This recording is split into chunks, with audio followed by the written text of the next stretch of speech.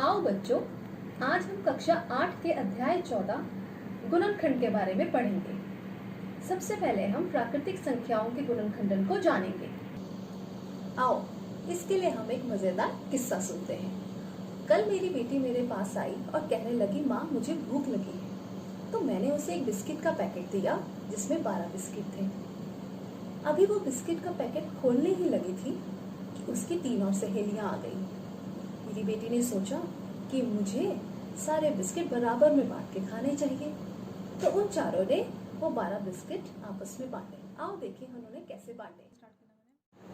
मेरी बेटी ने 3 बिस्किट खुद लिए, 3 पहली सहेली को दिए,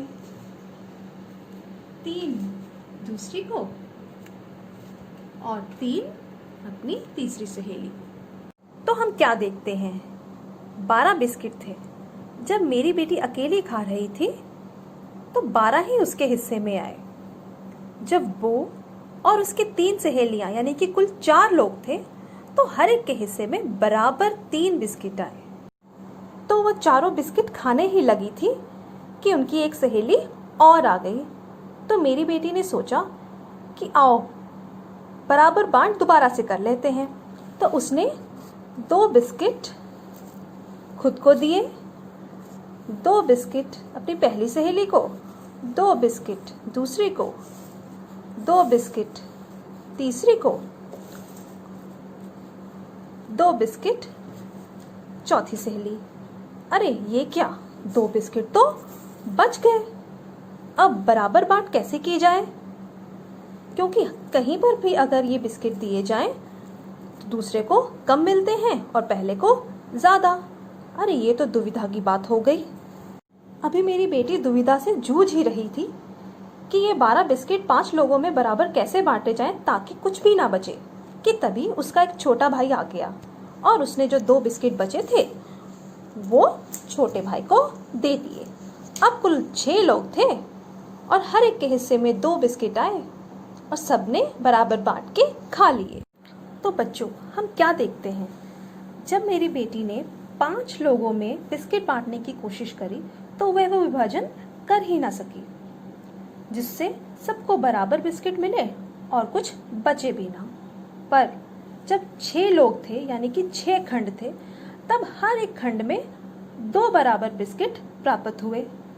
इसका मतलब जब हम 12 को ऐसे खंडों में बांटने की कोशिश करते हैं कि हर एक खंड में बराबर मूल्य आए और कुछ भी बाकी ना बचे, तो जो खंड हमें प्राप्त होते हैं उन्हें हम गुणनखंड कहते हैं उस संख्या का। तो 12 के गुणनखंड क्या क्या मिले हमें, 1, 2, 3, 4, 6 और खुद 12।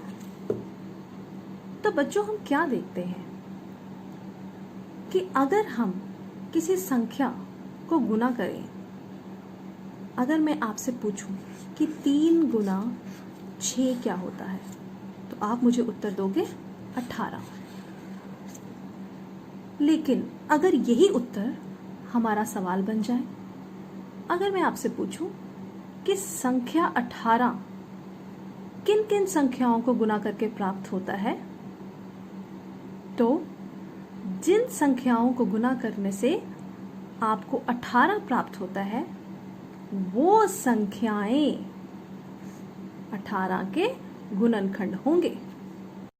आओ हम गुणनखंड को थोड़ा सा और समझते हैं, और इसको समझने के लिए आप मेरी एक समस्या का समाधान करो, और इस समस्या का समाधान करते करते आपको गुणनखंड और अच्छे से समझ में आएगा। कल मैं अपने बगीचे के लिए 14 गमले लेके आई, पर जब मैं उन्हें रखने लगी कतार में, पंक्तियों में, तो मुझे समझ में ना आए मैं कैसे रखूं। आओ तुम मेरी थोड़ी सी सहायता करो।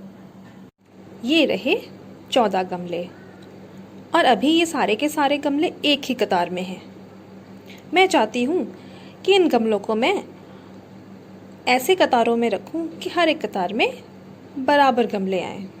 आओ हम 2 कतारें बनाते हैं और देखते हैं कितने गमले आते हैं एक कतार में।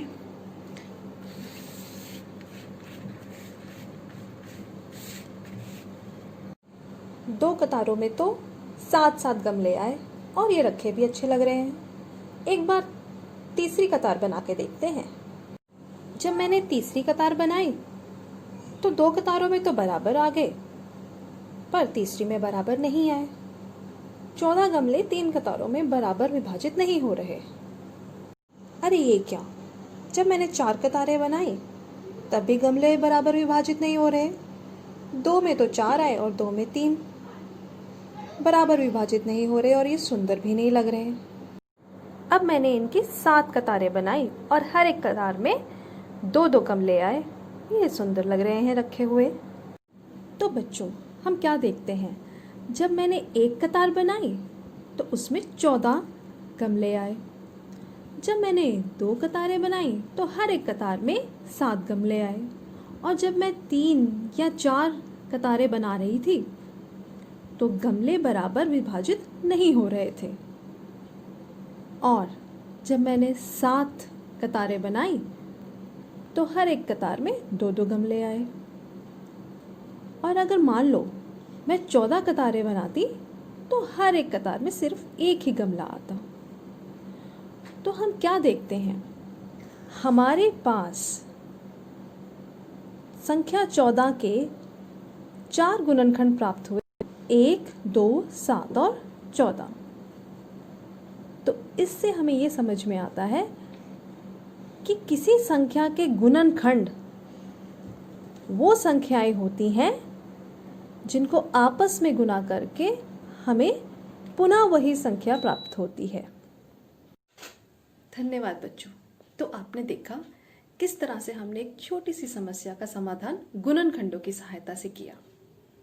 मुझे तो 2 खंडों यानी कि 2 कतारों में 7-7 गमले रखे हुए बहुत अच्छे लगे और मैं उन्हें वैसे ही रखूंगी। तो आपने देखा किस तरह से हमने गुणनखंडों की सहायता से अपनी रोजमर्रा की जिंदगी की एक छोटी सी समस्या हल करी। आप भी अपने आसपास गुणनखंडों को खोजते रहिए। आशा करती हूँ आपको गुणनखंडों का संकल्प समझ में आया होगा। अगले भाग में हम अभाज्य गुणनखंड के बारे में पढ़ेंगे। धन्यवाद।